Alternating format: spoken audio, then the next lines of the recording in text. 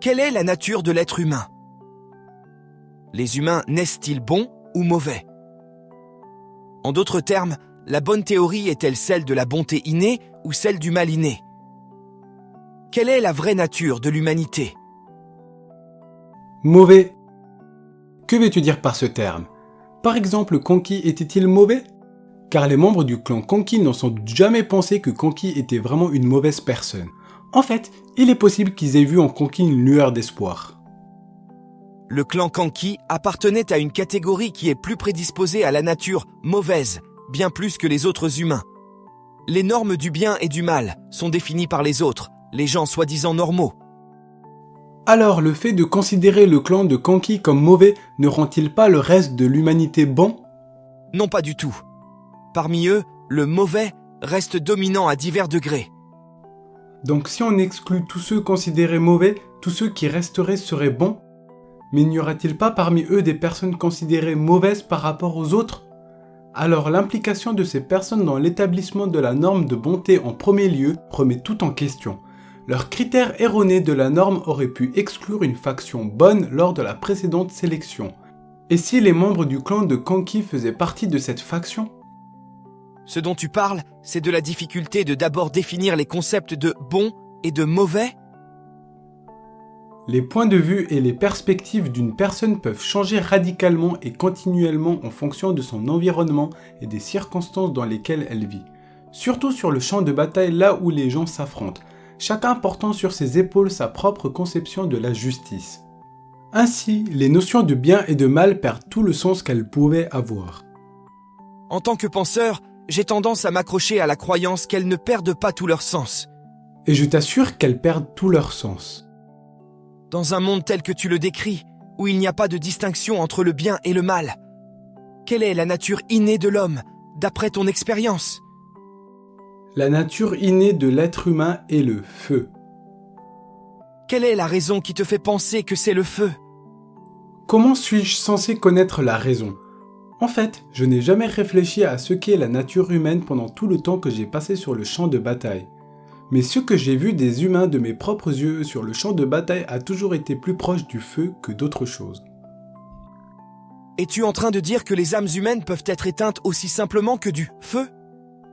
C'est peut-être vrai, mais ce que j'ai voulu dire est différent. Il y a longtemps, le frère cadet du roi de Queen s'est égoïstement rebellé contre lui, causant de nombreuses morts. Mon cher ami d'enfance en faisait partie. Je me suis mis en colère parce que je savais qu'il y avait des gens aussi malveillants que lui dans ce monde.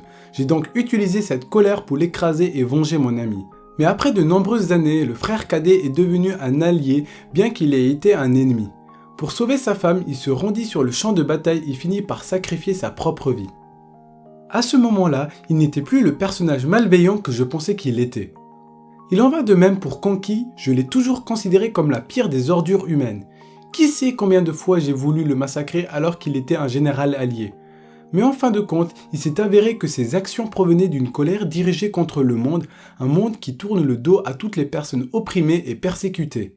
Cela n'excuse en rien ses actes malveillants, mais ce qui est certain, c'est qu'il a sympathisé au plus profond de son cœur avec un groupe dont la situation misérable ne retiendrait pas l'attention du commun des mortels. Les adjectifs bons et mauvais sont relatifs et peuvent s'interchanger selon le point de vue de chacun. Le concept lui-même reste sujet au changement et peut subir des transformations. Par conséquent, il est illogique de chercher à savoir si la nature humaine est bonne ou mauvaise. Mais parce qu'il s'agit d'un dilemme intellectuel particulier, de nombreux penseurs tentent encore de le résoudre. Ce n'est pas une variable qui doit retenir l'attention, mais une constante qui caractérise tous les êtres humains et qui ne faiblit pas. Ah! Alors ce n'est pas la bonté ou la méchanceté. Les humains ont-ils un autre point commun fondamental entre eux?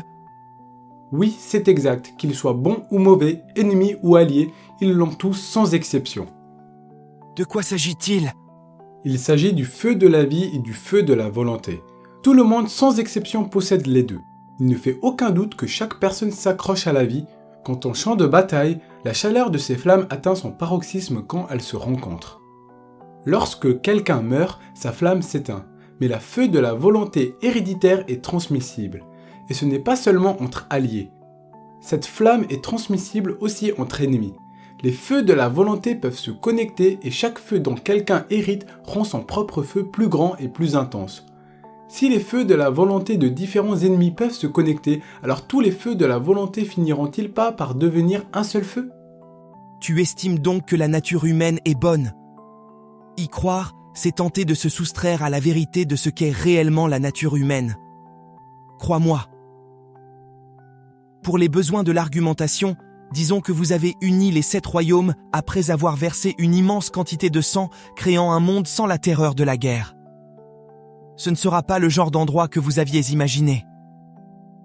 Et sans aucun doute, les humains détruiront ce monde que vous aviez imaginé et s'en délecteront pour satisfaire leur avidité et leurs désirs. C'est vrai si nous ne les guidons pas, puisque les humains sont stupides, et c'est pour cela que nous avons besoin de la loi pour les garder sous contrôle.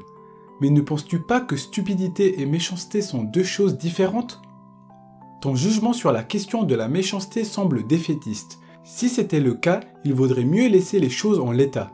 L'idée de ne pas abandonner les humains et de les maintenir dans leur état actuel, c'est ça qui pousse une personne à continuer de penser de manière pessimiste aux lois qui sont promulguées pour leur bien.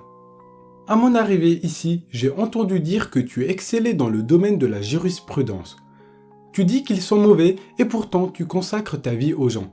Cela ne fait-il pas de toi le plus optimiste d'entre nous et celui qui croit le plus en la théorie de la bonté innée ? Incroyable échange que nous avons eu entre Shin et Kenpachi dans les chapitres 759 et 760 de Kingdom. La discussion a tourné à la fois autour du bien et du mal, de la justice, des points de vue, de la volonté, de la stupidité humaine, des lois et de bien davantage de choses. Je vais donner un mini résumé pour les personnes voulant un petit contexte sur les événements passés. Plongé dans une guerre face à Riboku, général mais aussi un des grands cieux de Zhao, Kanki, un ancien bandit et actuel général de Queen, a précédemment perpétué une décapitation de masse contre 100 000 soldats de Zhao après sa victoire sur Koshu.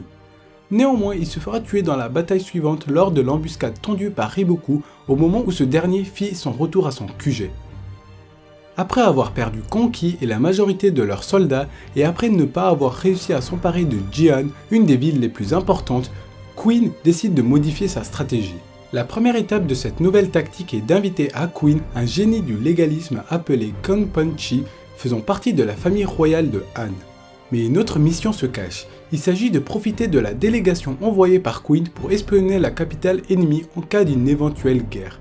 Il s'agit donc de la raison principale à la venue de Shin le héros et de tout l'un des 6 grands généraux de Queen. C'est ainsi que Shin rencontre Kenpachi qui semble être très intéressé par Shin étant donné qu'il est à la fois très proche du roi de Queen mais aussi qu'il se refusa à de nombreuses reprises de piller, de violer et de tuer les citoyens ennemis. De plus, il est l'un des seuls connus à ne pas se livrer à ces actes de barbarie et côtoie d'autres armées s'adonnant à ses plaisirs. C'est ainsi qu'il demanda à Shin, vivant régulièrement sur le champ de bataille, son avis sur la question fondamentale: est-ce que les hommes sont-ils bons ou mauvais par nature ? Les points de vue et les perspectives d'une personne peuvent changer radicalement et continuellement en fonction de son environnement et des circonstances dans lesquelles elle vit. Surtout sur le champ de bataille, là où les gens s'affrontent, chacun portant sur ses épaules sa propre conception de la justice. Les adjectifs bons et mauvais sont relatifs et peuvent s'interchanger selon le point de vue de chacun. Ainsi, les notions de bien et de mal perdent tout le sens qu'elles pouvaient avoir. Cela ne vous fait-il pas penser à One Piece lors de l'arc Marineford et plus précisément lors du discours de Doflamingo sur la justice qui change de valeur selon le lieu ? Doflamingo nous rappelle que les enfants qui n'ont jamais connu la paix et ceux qui n'ont jamais connu la guerre ont des valeurs totalement différentes. Les idées se rejoignent sur la notion de la justice qui a été changée régulièrement. En revanche, la finalité demeure différente. Là où Doflamingo penche à ce que ces personnes ne puissent pas se comprendre entre elles, Shin lui est persuadé qu'il existe un autre lien qui puisse permettre aux hommes de se comprendre mais surtout de s'entendre. Il n'y aura jamais de réponse quant à la nature de l'être humain. Au lieu de se focaliser sur une variable qui change selon l'époque, l'environnement et la condition sociale, il est nettement plus intéressant de se pencher sur des éléments stables, durables et indéfectibles que nous pouvons retrouver chez tous les êtres humains. Or, les penseurs et les philosophes, de par leur rôle, se doivent de rechercher la vérité qui est guidée par la connaissance, par l'existence humaine et par un questionnement de notre monde. C'est pourquoi cette question continue d'être posée. Nous pouvons également parler du lien du feu, de la vie et de la volonté avec l'incontournable Naruto. Je pense que je n'ai pas besoin de vous faire un dessin. Ici, il s'agit exactement de la volonté du feu que nous retrouvons dans Naruto. L'exemple parfait reste les Hokage. Hashirama, le premier Hokage ayant créé Konoha, a transmis tout son amour pour son village à son frère, le deuxième Hokage, qui l'a transmis à Hiruzen Sarutobi, qui l'a transmis à son tour à tous les membres du village. Chaque parent et professeur avait pour mission de continuer à transmettre cette volonté à la nouvelle génération qui la transmettra à celle d'après. Et ainsi de suite. Comme pour Naruto, Shin a hérité de la volonté de son ami Yu et de ses mentors Oki et Duck Yu. Et un jour, lorsque Shin sera devenu le plus fort général sous les cieux et aura ainsi surpassé Oki, il transmettra à son tour le feu de la volonté à des enfants qui grandiront et qui porteront son héritage.